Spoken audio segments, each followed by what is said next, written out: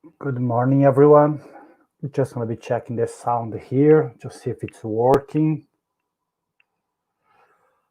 Let's see. Let's see the sound. Yeah, if anyone can say to me if the sound is okay, if the sound is fine.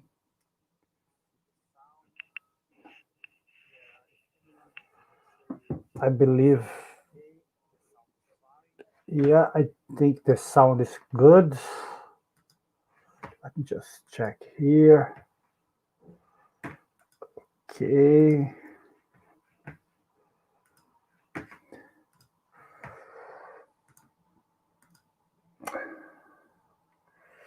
Okay, guys. So, good morning, everyone. Today we got some rainy morning Dublin. Not really the best weather, but now here the sun just came up, so I guess we're gonna have a kind of more or less nice day, but wet day, unfortunately. But it's all right. Good morning, Roberta. Good morning, Melissa. Thank you, ladies, for being here today with us. Um, so since the speech might be quite long, I have several slides. I'm gonna be starting with our initial prayer as usual, and then when people come, I may say good morning to everyone, and we can try to chat a little bit about the topic today. So, for those who feel comfortable, I would like to ask you to invite you to close your eyes. If you don't feel comfortable with that, it's fine also. To do our initial prayer. Let's take a deep breath.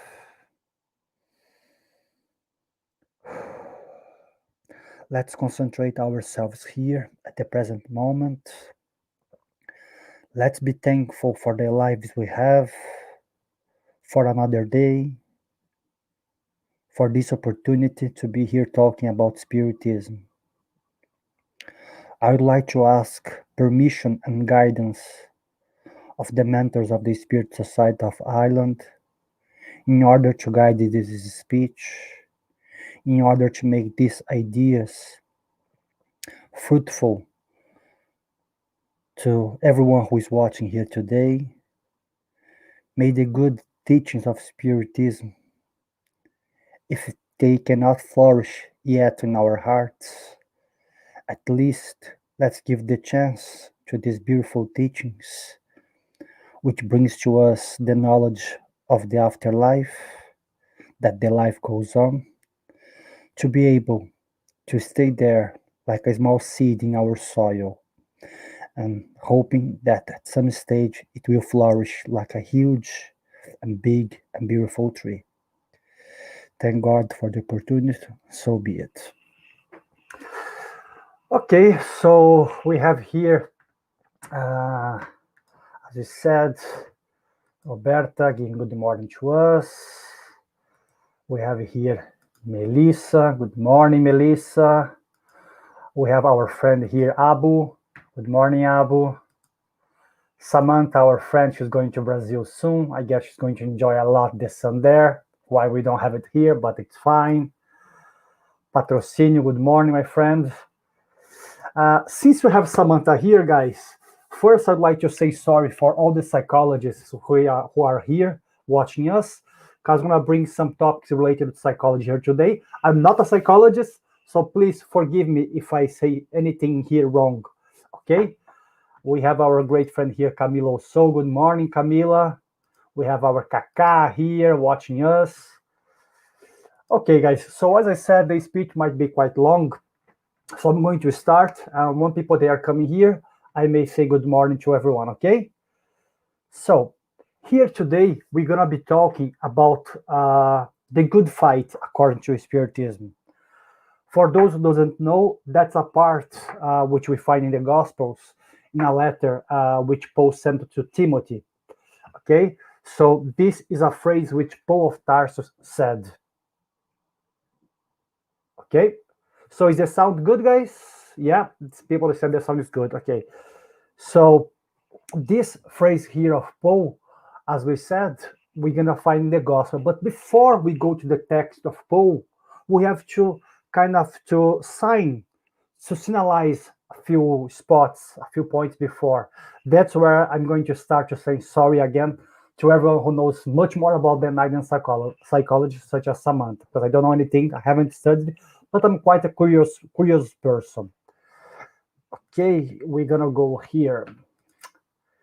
The spirit Joana de Angelis, through the medium de Valdo Franco, she talks in the book called The Conscious Being from 2004 about a stage which a lot of beings in society, in the stage that we are, they are still in this deep stage of dreamless and sleep consciousness. And Joana says to us that at this stage, the person basically lives to fulfill vital and organic functions, okay, such as eating, sleeping, reproducing, having sex just as a pleasure, and attending to sensory pleasures linked to the ego. Okay, so basically, once we are in this stage of conscious, as she says, we are much more closer to matter. We are much more linked to these sensory pleasures, and all these pleasures are related to ego. Okay, and here we bring here, and also just Joan explained also in this book that almost 75%, maybe less, but almost 75% of the entire population of the spirits related to Earth and beings who are living at the moment are still in this stage. But also, Givaldo and Chico Xavier, they explain to us that we are waking up slowly, but the majority of people are still in this stage of dreamless and sleep consciousness. So here in this stage, as we said, we have several points that they are quite relevant to point out, which is the predominance of matter. So when we are much more related to our primary instincts, once you have a bigger connection with sensations and pleasures, once we have a poor ability to control our free will, we have this tendency to commit violence and a predominance to be proud and selfish individuals. So once we are in this stage, and once we are more related to our ego, we are more in this. We are in these realms here, which everything's for us, everything's for my pleasure, everything's for my joy. I don't care about the others. Basically, I just care about me. Okay, and Joanna, she brings this connection to us, always saying that this stage is not forever. No beings on the universe will stay in this stage forever, but some beings they might stay a bit longer than the others. Why? Because they choose to be in that stage. And once we go a little bit into psychology, Jung, he trying to explain to us that there is no evil and bad. There are experiences. So all experiences, they are like really important to the being. They are important to us. Joanna explains the same. The Spiritism explains the same.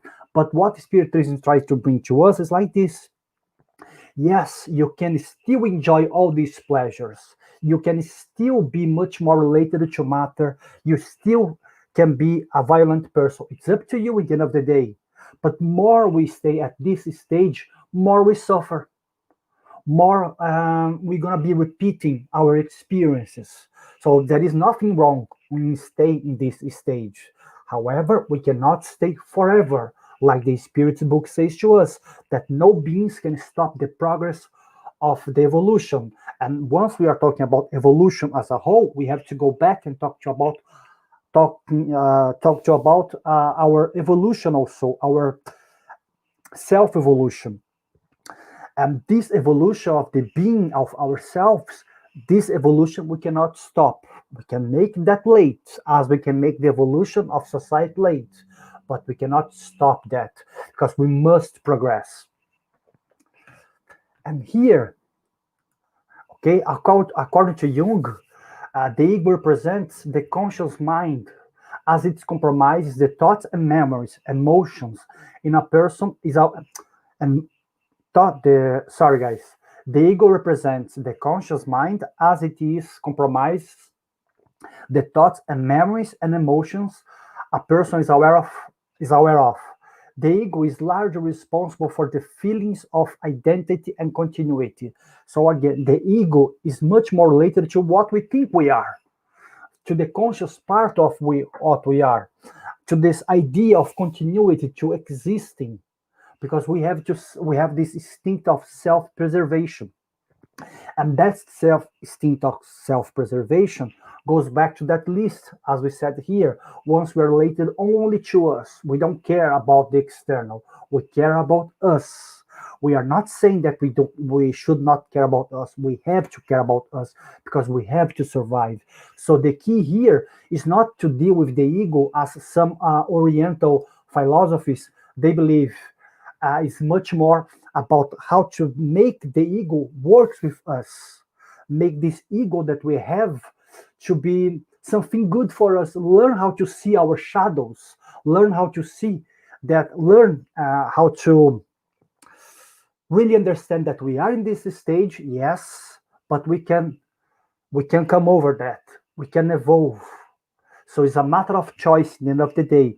But that's the main part which Joanne and Jung, they work quite together in terms of ideas, because they understand that we are in this stage, but we can progress. We must progress. Just before we go here, we have our friend here, Vera. Good morning, Dona Vera. We have here Patricia. Good morning, Pati. We have here Rejane from Austria. Sorry, Rejane, if I'm saying anything wrong about psychology. You know much more than I, and about Joan also. Please forgive me. But good morning. Okay, and here we have also what Jung called the self. For Jung, the self signifies the unification of the conscious and the unconscious person, and represents the psyche as the whole. So for Jung, this ego and the self, they can work together. I'm using my own words here, guys, but it's our conscious mind and our unconscious mind, what we think we are and what we are and we are not aware of. So Jung says that once we are aware of ourselves, we start to see all the good and bad side on us, which are in our psyche. So we see this both sides as one, as a whole. We don't see that, oh, okay, that's bad and that's good. No, that's part of me. That's everything who I am. Doesn't matter if I have done bad things, if I had my bad experiences, but I have my good things. I have my virtues. So I'm not only the dark side of things. And Jung says that, and also it's realized as the product of the individuation, which in his view is the process of integrating various aspects of one personality. So this process of individuation that Jung talks is, as I said, integrating everything that we are, understanding that we have these shadows on us. But the secret here is how we're going to be dealing with that. It's not to say, I don't have that side of me. It's like I see a chocolate cake in front of me. I want to eat that chocolate cake. And I say to myself, I don't want to eat that chocolate cake. Please go away, this wish. You cannot make that wish to go away. You have to understand how to deal with that wish and not just kind of pretend that that wish is not there. And here, this process of individuation, Joanna calls as the plenitude process. That's when the being takes his masks away and starts to see him as he is. Once he looks in the mirror and say, yes, that's who I am. I have all this. Okay, I have. What am I going to be doing with this? So it's the process which may cause some pain to us. I think it was Socrates. His mother was a parteira. I didn't. That just came to my mind now, guys. But a parteira in English is the midwife, the one that brings lives. The women who works in the process of giving birth to a child. And Socrates used to say that this process for the women was quite painful.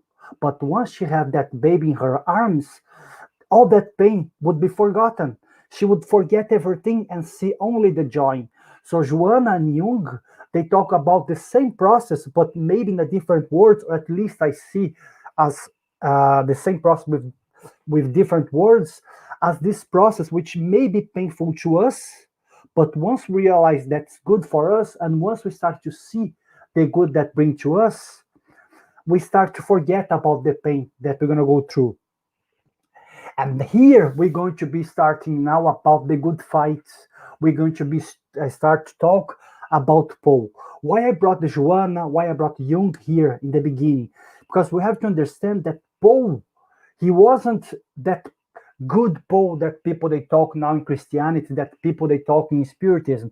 Paul was a very rude man, a very macho man. Let's put it this way. He was a man of power, a man of force. He was a very kind of strong man at his young age. And Paul, he had this kind of ego of himself that he was aware of everything. He knew everything because he studied quite a lot the old Jewish traditions, the Torah. So for Paul, um, for Paul, in the beginning, he had to go to this process, and everything started in the Damascus Gate. But some people in the Spiritist movement or in the Christianity, they think like this: okay, Paul went there, he was at the Damascus Gate, and he saw Jesus according to what we have in the scriptures, what we have also in the book Paul and Stephen, and that's it. He was a changed man. Na na na na. No, no, no. Paul, he was after he saw after the Damascus Gates, he was working as a tent maker, as a weaver. I think that's the word. He was making tents, and in the desert, in the desert, for 3 years. In that desert that he was for 3 years, he was wondering what just happened. What was that? you know and Paul, he had to go through that process in the desert. And in the desert, once you take the desert as a figure of speech, is to go back to inside to ourselves, is to go back, to ourselves and see what we are. And Paul did this process. So this Paul who wrote this, he was already an elderly man. He was in prison, according to Emmanuel in the book Paul and Stephen. And there he had Timothy, who was like his son. But Paul didn't have any son, but he treated Timothy as his son. And he said this beautiful phrase that we're going to be reading soon. But he had to go through that process, which was really painful to him. Paul was sent to prison. Paul was stoned. Paul said several things which people they thought he was crazy. Paul was forgotten, was neglected by his own parents and by all his friends. So this process of dealing with himself, which was really painful, Paul went through. And then Paul went to the stage of plenitude, or what Jung say, the individuation. So Paul conquered himself. He conquered his own soul. He was his own master. We can put it this way. And here, guys, we're gonna go now to what Paul says in the New Testament, Timothy 4:7. I have fought the good fight. I have finished the race. I have kept the faith. I have to admit, once I read this first time several years ago, and I was wondering, what is the good fight? The good fight is the one that you go and fight with someone and you win. That's a good fight for me. I had a fight with someone and I won. So that probably must be the good fight. And that, in fact, wasn't this.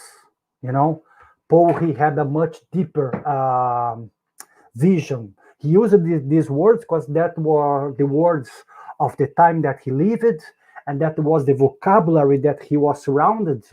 But Paul, we're going to use here Emmanuel to more or less try to understand the way which Paul taught.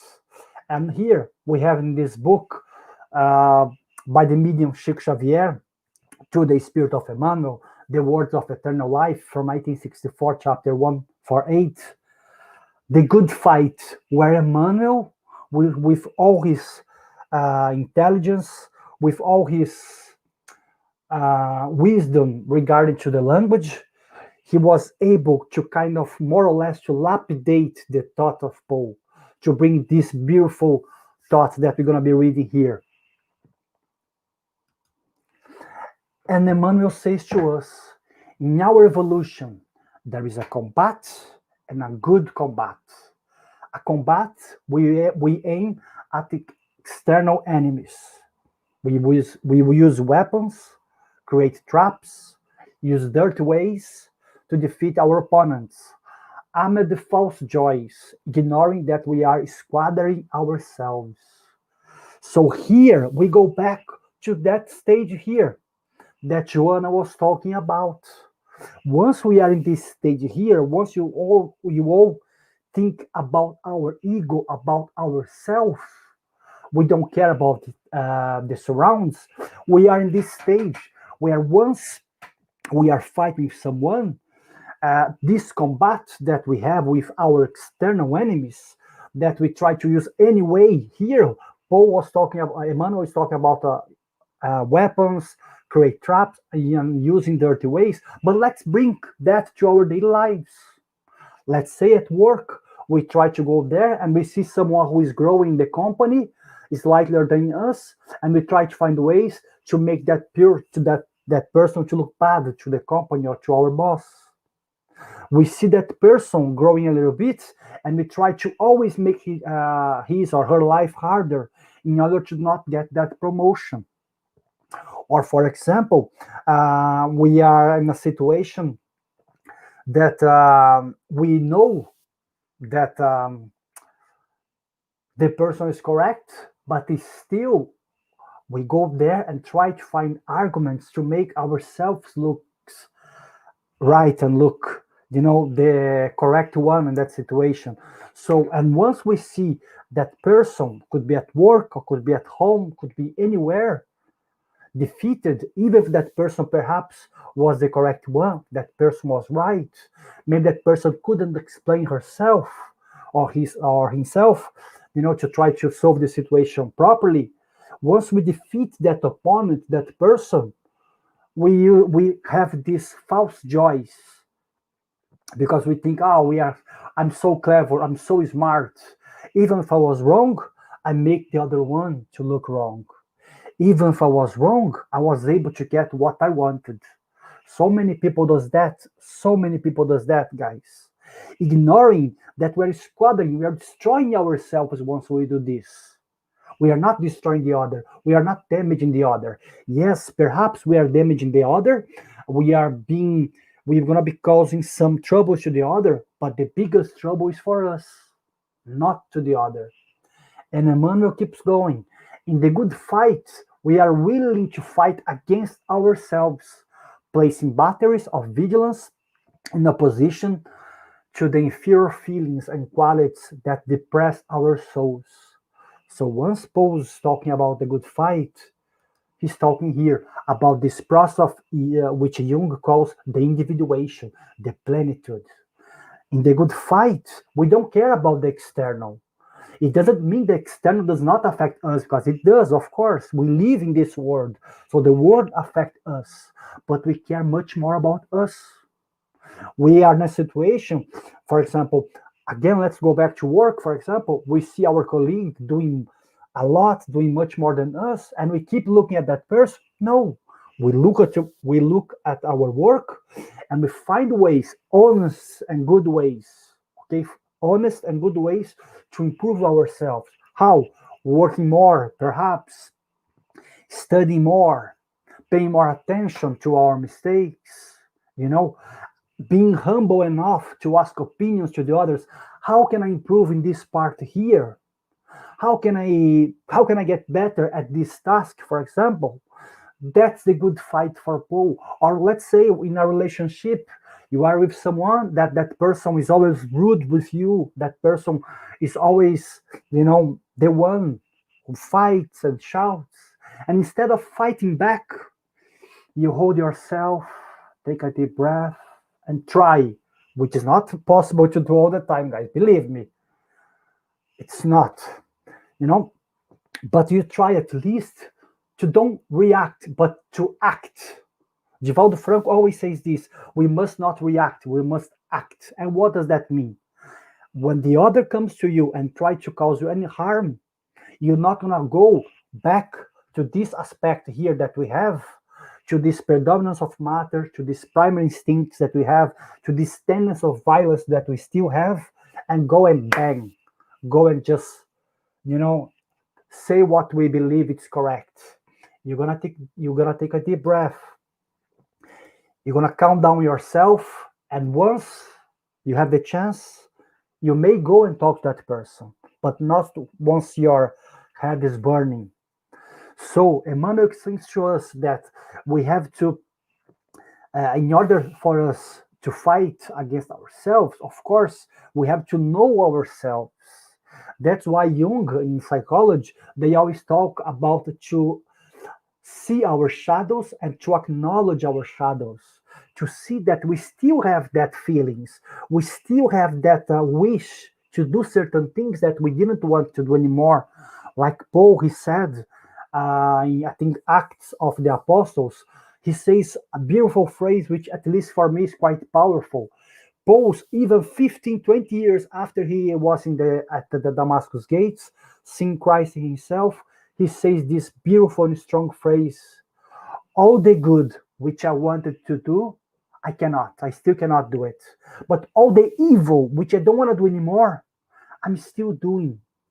Paul was still in the process of individuation, because Paul, he wanted to do good. We wanted to do good. But in the end of the day, we still harming the others.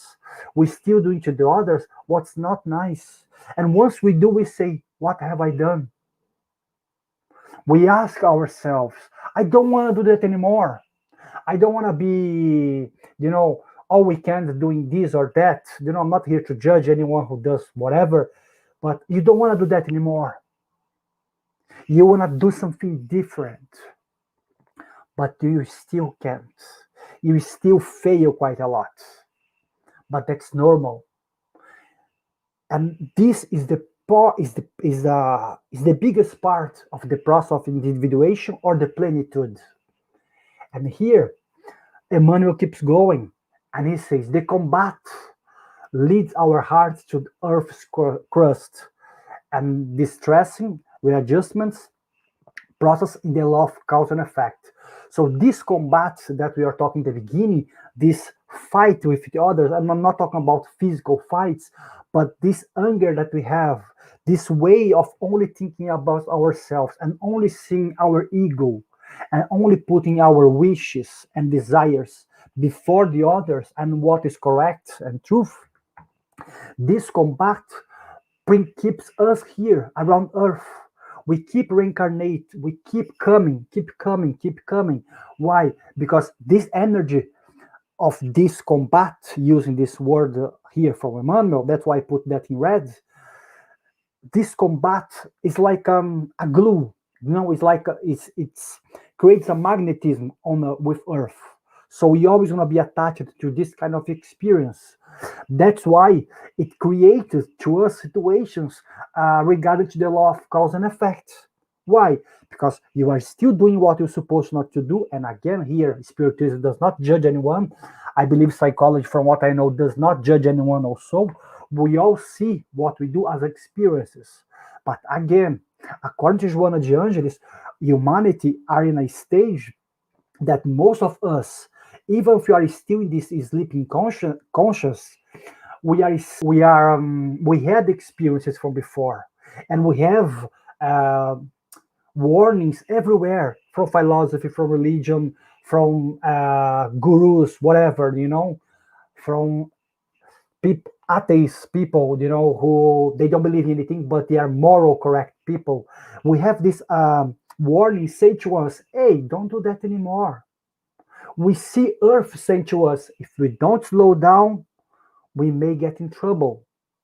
So if we don't change our act, if we don't change this compact, we're just going to be generating karma. We're going to still be generating debts in the law of cause and effect.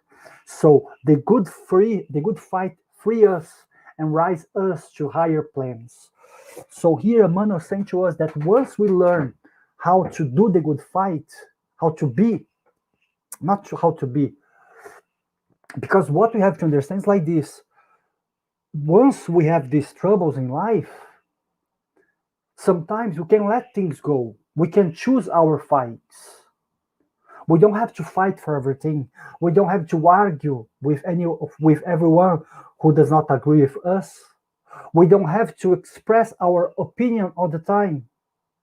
We see in the gospel, we see in Buddhism, we see in Hinduism, we see in the Islamism, we see in the Jewish traditions, a lot of parables which they say to us that the best thing to do sometimes to be quiet. You know, while you see the others fighting, while you see the trouble around you, sometimes if you go there with your attitude, you may not help the situation. You may create even more trouble. That's why, again, go back to what Givaldo always says: we have to learn how to act. So we have to learn how to choose our fights. Even the fight will come to us. But when evil, when troubles they come to us, what do? Are we acting like the ones who are bringing this trouble to us, or we are acting different? We are really showing to us that we are trying to find this individuation process, that we are trying to make ourselves, into a higher, to better tune, that we are trying to find plenitude. And the thing is, here in the Spiritist movement, or in other kind of religious movement, people they talk too much, like I'm talking here today. But if I don't put, it's impossible, guys, to put everything what we say in practice. At least it's impossible to me. I'm not saying it's impossible to humanity, because if I say that, I would go against Spiritism, because Spiritism says to us, we must progress, we will learn. But at the moment, for me, Vanderlei, it's really difficult to everything which I preach to put in practice. But I have to be honest with myself. Am I doing my best? Am I really trying hard? When I say to someone, don't react, try to act, am I doing that in my life? Because if I'm not doing that in my life, my words, they're gonna be in vain. Our words in the Spiritist movement, if you are not trying to be better people, if you are not trying to help the others, if you are not trying to live the gospel as Jesus said to us, love your enemies, be kind to your enemies. When Jesus said to us, love our enemies, he didn't say to us, go and hug our enemies and kiss them. No, but at least have some kind of compassion to them and understand what higher spirits they understand what higher spirits understand, and we don't yet. That when someone causes harm to us, it's not because they are evil, it's because they don't know better, because they are still in this egoistic conscience. They still want everything for them. That's why I'm gonna say to us, the good fight free us and rise us to higher planes. So once we learn how to deal with our emotions, once we learn how to deal with all this negativity around us, because once, if you are still reincarnating on earth, we still have to deal with that. Then we are not, we are in the world, we don't belong to the world. I don't know if you guys understand what I'm saying, but we are part of this, but we don't belong to this. We understand, we're gonna have the higher conscious that we belong to the spiritual world. We are part of a good God, not a religious God. Okay, we're not talking about religion, but we are part of this huge being of love and care. This love, this being which brought to us so many good spirits in order to us to understand how we should forgive, how we should be better to each other, how we should at least try our best in our daily lives. Let's see here. Nage says here to us, we need to learn how to be more selfless and then selfish. Yes, I agree with Nate. And we have to leave our selfishness behind and try to. It's not a matter of leaving this world and giving everything to the world. No, because we need the material things. But what Nate said is beautiful, because we don't need everything for us. We don't need to have everything. Okay? And here, I'm gonna go back here to Jung in the book, the book Alchemical Studies from 1967, when Jung says the principle of the process of liberation and healing is a part of the real desire to be free and healed. So Jung says to us what Jesus said 2,000 years ago. Jung says to us this process of liberation and healing, this process of being ourselves 100%, of being in contact with ourselves, understanding what we have, is a process, is a matter of real desire. So if you want to be cured, if you want to be healed, you have to want that. You must to want to be. You must want to put ourselves in this process. That's why in the Bible, you open the Bible and you see each time that Jesus went there and cured someone, before he cured someone, he asked to that person, "What do you want from me?" That question for me seems quite obvious, even stupid if you try to be 100% materialist, because someone may ask, how come Jesus asked that? What do you want from me? Can't you not see that I cannot walk? Can't you not see that I'm blind? Yes, Jesus, he could see, but he wants us to see if we really want to be cured. He wants us to put that wish outside and say, I want to be cured. So that's what Jung said to us. This process must have our desire to be free and healed. So this process of be healed inside ourselves must come from us first. There is no magic pill that we take and the next day we are better people. There is no magic pill that we take and the next day we are beings which only see the light. It's a difficult process. Like giving birth, as I said, is a painful process. But do we want to go that? Okay, if you don't want. You're gonna be, as I said, around Earth. You're gonna be here, coming and suffering these reincarnations. These painful reincarnations. That's why Emmanuel explains to us, and the Gospel according to Spiritism, we have this also, when they say that the pain is a blessing for us.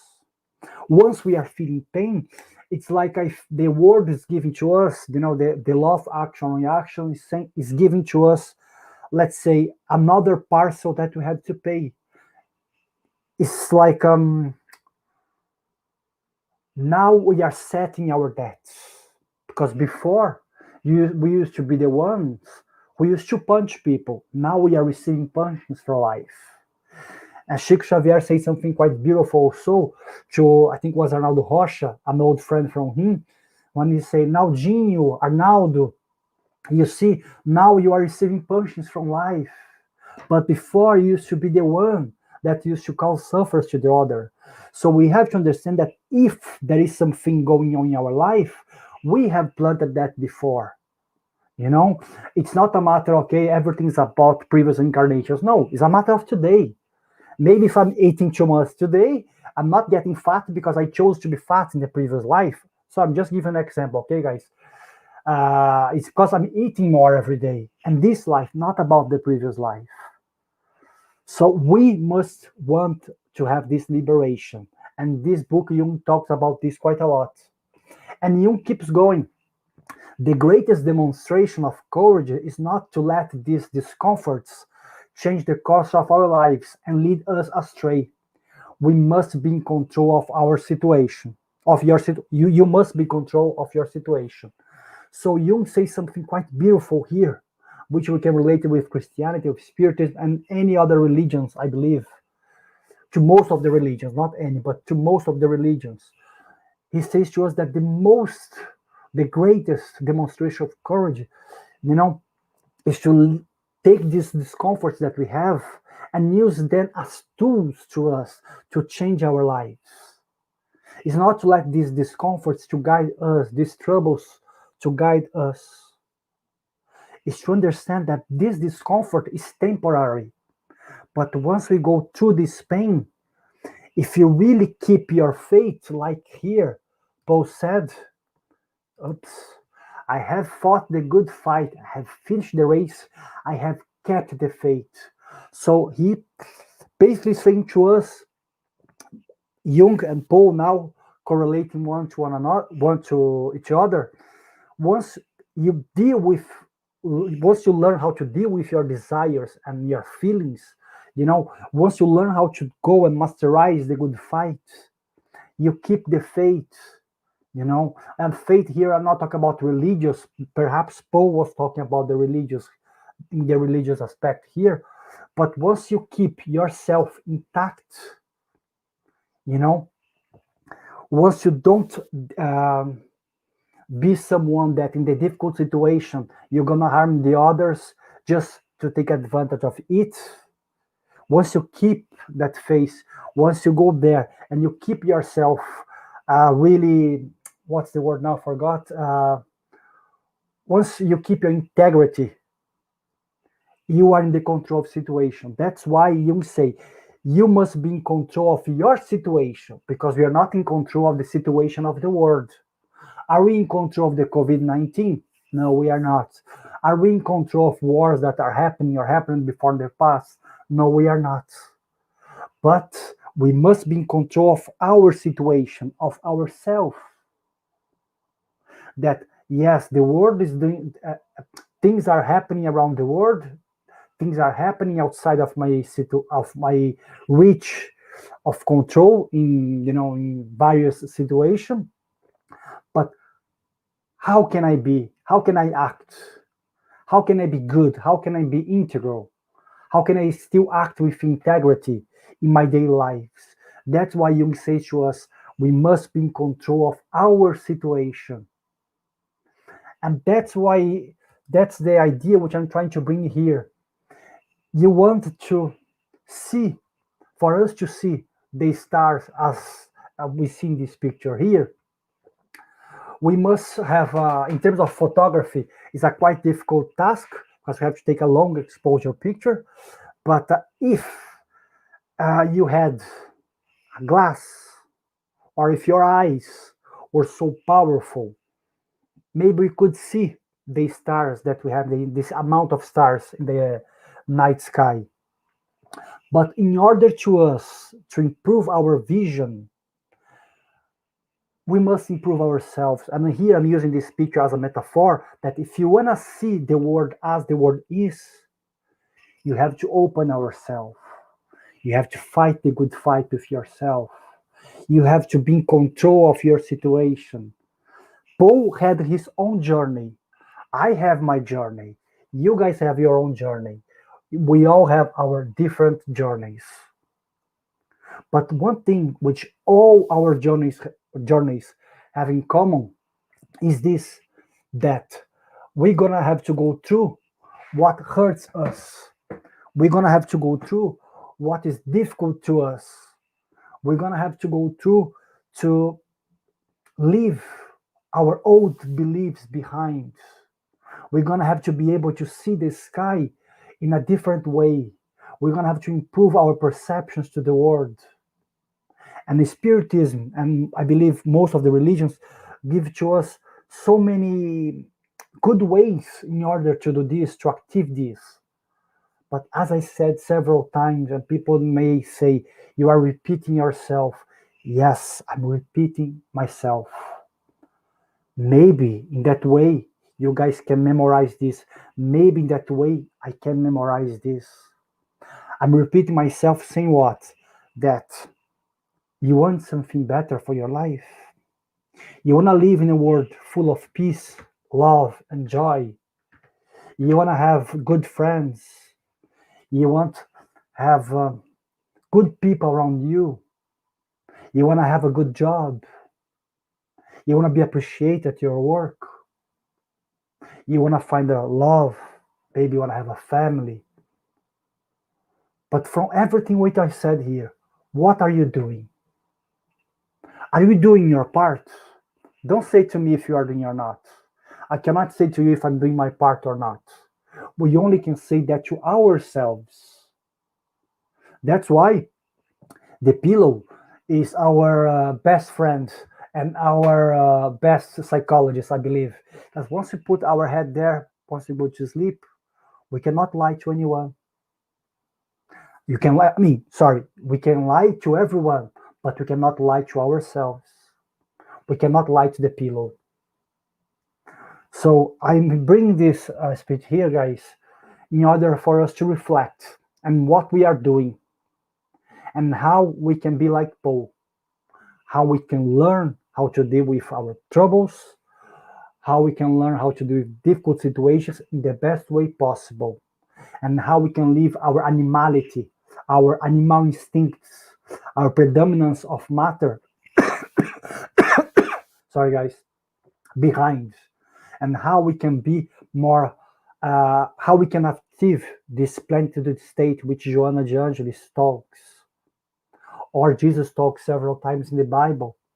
Was he always compares the kingdom of God with something good, with something beautiful, or he compares the kingdom of God with simple things of the daily lives of the people. But all his words, all his comparisons, they are always positive. He always brings in the end that the kingdom of God is something good. And what is the kingdom of God? Is the control of ourselves, is the peace in ourselves, not in the external. The kingdom of God is not a beautiful place full of animals, nice fruits, nice sky, full of angels. The kingdom of God is peace, peace with us in our minds. And Paul activated that with a lot of pain. So I hope that everyone here can achieve that peace. Maybe not 100% today, but I really hope that from today, or if you guys are in this journey already, fair play to you guys, that we keep going in this process. Stephen said here, uh, we need to learn that we live in a society and we need to less debate and more talk. 100% agree with Stephen. I really 100% agree. We have to really be, instead of fighting with people, to be able to talk and to deal with different opinions, which is quite difficult for us, especially at home and especially at work. At work, it's easier because at work, sometimes you have to be quiet if you want to kill your boss or your colleagues, because there is where the place you're making your living. There, you cannot really expose yourself. That's why we have here we have in home sometimes people who outside, I'm talking men most of the time, I believe, because we are stupid men, um, who are outside, they are nice men, they are nice to society, but inside they are evils in their own places, in their own homes, with their own families. Women also, of course, but I believe men, we are still more animalized sometimes, not all, of course. So we have these people who doesn't know, as Stephen said, to talk, to understand the other's opinion. Guys, I thought I would be longer because I have several slides. I hope I was able to really um, to bring this idea which I had. I was able to really explain my my thoughts, and I was able to explain about this passage from the Bible, and also I was able to explain a little bit about the ego and the self for Jung and for Joanna de Angelis. Normally I finish on time, but I'm quite fast today, so we still have a few minutes. So if anyone has any questions, guys, please let us know. But since we have a few minutes here, we're gonna make some announcements here. We have here, there we are. Okay, so for those who perhaps are having some difficulty at this quarantine right now, especially with the weather outside. And if you are feeling that you need to talk to a professional um, person related to mental health, we have this website here, mentalhealthisland.ie. They have no relation with us, with Spiritism. They are doctors. They are people who are trained to deal with mental health. You guys can try to go to this web page, and perhaps there you guys may find some information. Also here, we have here the Samaritans who deal a lot with suicide, with people in difficult and dangerous thoughts. We have the Samaritans helpline. You guys can call this number if you guys feel that you guys want to talk to someone or that you guys want to be heard by someone. Also here, guys, every Wednesday we have the studies group, which they start at 8 p.m. These studies are done by Zoom. So in order to participate, you guys have to send an email to spiritismireland@gmail.com. Nadia or Tanya, they reply to you and send the link of that Zoom. There is no need to know anything about Spiritism. You guys just go there and you guys are gonna be talking about the Spirits book and about Spiritism. And that's it. Everyone's more than welcome.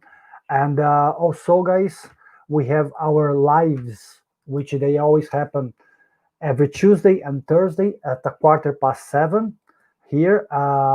We use our Facebook page on YouTube, and also we have these lives here, which they happen at 11:15 every Sunday. As far as I'm aware, we're not going to stop doing lives. But if we have any news, we're going to update you guys. So we still gonna have the lives even throughout Christmas and New Year's. I'm not gonna be able to be there, but Steven's gonna be there for sure. I'm gonna try, but Christmas, I'm sure I'm not gonna be able to be there. But yes, guys. So and also, if you guys have any questions regarding to Spiritism, you guys can go to our Facebook page, Spiritism Society of Ireland, and you guys can send your questions. Also, we have no dates yet to give about when we're going to go back to. Okay, we have no dates yet to say when we're gonna be back at the Lantern Center or any other place with presential meetings because of the COVID-19. So I believe at least until March, we're gonna be only doing lives to Facebook and YouTube. But of course, if something changes, we're gonna go and let you guys know. Steven just said here, yes, non-stop activities, let's rock together. Yes, so there will be no stopping, guys. So you guys, if you guys want to watch our Tuesdays, Thursdays, and Sunday lives and participate of our studies group, yes, you guys can join. Roberto is asking here if will the study group continue by Christmas and New Year, and yes, from what Steven said here. So if anything changes, guys, will guys let you guys know. Steven said that this Tuesday we have the second part with Dr. Sergio Thyssen.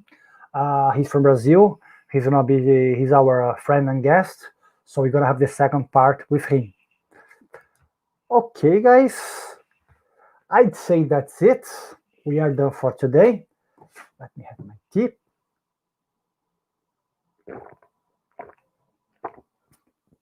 So I'd like to thank everyone who was here with us today. And I hope that speech was good and fruitful to everybody. And if not 100%, because I believe we are not in that stage yet, at least if we can put in practice 1% of Spiritism or any other good philosophy that you guys may follow every day in our life, if we are able to do this, we are in the good path. But if we can put more efforts than 1%, let's do it also. Okay, so guys, for those who feel comfortable, I'm gonna be finishing with our final prayer. As usual, if you guys feel comfortable, let's close our eyes. Let's take a deep breath.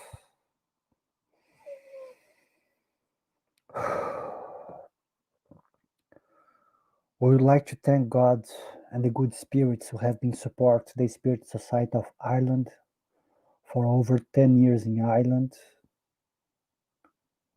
We would like to ask support and guidance to all the spirited centers around Europe, in Brazil, and all over the world, and to all the good religious institutions who are spreading not spiritism but goodness, love to their members and to their followers. Because the true religion of God is love, charity, and forgiveness. So let's be able to try to bring these good teachings in our daily lives, not only once we are here on Facebook or YouTube, or when the others are watching us. May our mentors support and guide our hearts and inspire our actions. May our Master Jesus and all the good spirits keep supporting everyone in this situation of COVID-19, in the situations of wars, of troubles around the world. May the good spirits enlighten and bring peace to that hearts who are perhaps thinking about suicide, who are feeling lonely, especially now with Christmas.